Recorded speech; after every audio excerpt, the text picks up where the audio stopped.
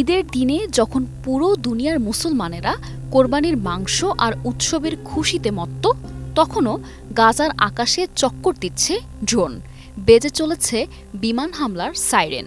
এবার এই গাজায় কোরবানির আনন্দ পৌঁছে দিয়েছে বাংলাদেশ।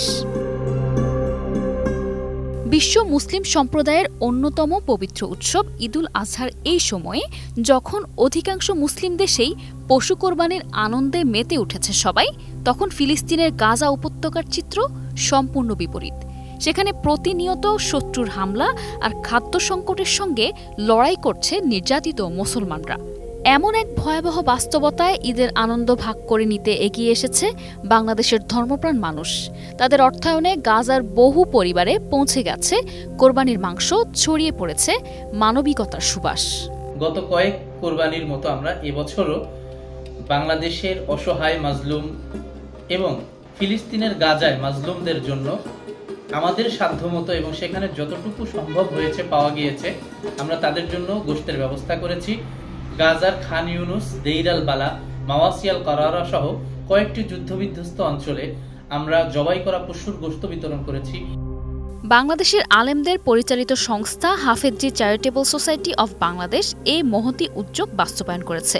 সংস্থাটি জানিয়েছে, দেশের বিভিন্ন স্থান ও প্রবাসে থাকা দানশীল বাংলাদেশিদের দেয়া কোরবানির টাকা দিয়েই গাজার অভ্যন্তরে এবং মিশরে মোট 17টি পশু কোরবানি করা হয়েছে, যার মধ্যে একটি উট ছিল।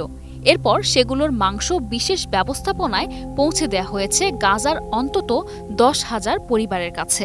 মিশরে অবস্থিত ফিলিস্তিনের যে শরণার্থী শিবির আছে, ওখানে 1.5 লক্ষ শরণার্থী আছে, সেখানে আমরা উট, গরু, দুম্বা জবাই করে তাদের মাঝে গোশত বিতরণ করেছি।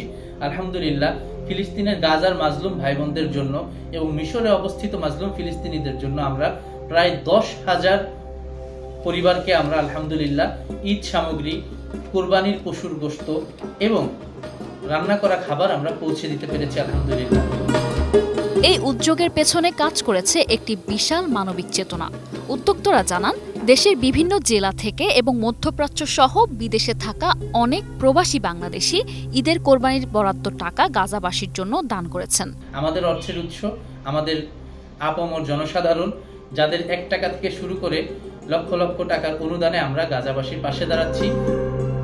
গাজার সাধারণ মানুষ, যারা দিনের পর দিন ক্ষুধা ও নিরাপত্তাহীনতার মাঝে বাস করছে, তারা বাংলাদেশের এই সহযোগিতা পেয়ে আবেগ আপ্লুত হয়ে পড়েন।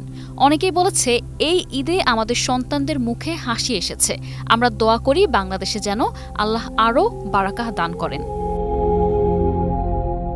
গাজায় যুদ্ধ শুরুর পর থেকেই Hafezi charitable society of Bangladesh সহ কয়েকটি বাংলাদেশি সংস্থা গাজায় নিয়মিত ত্রাণ পাঠাচ্ছে। কখনো খাবার, কখনো ওষুধ, কখনো বা শিশুদের জন্য জামাকাপড়। বাংলাদেশের মানুষের অর্থে চলছে সেই ত্রাণ কার্যক্রম।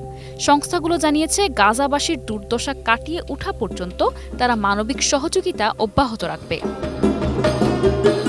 এই ঈদে গাজার মানুষের মুখে একচিলতে হাসি ফোটাতে পেরে আনন্দিত বাংলাদেশের হাজারো মানুষ।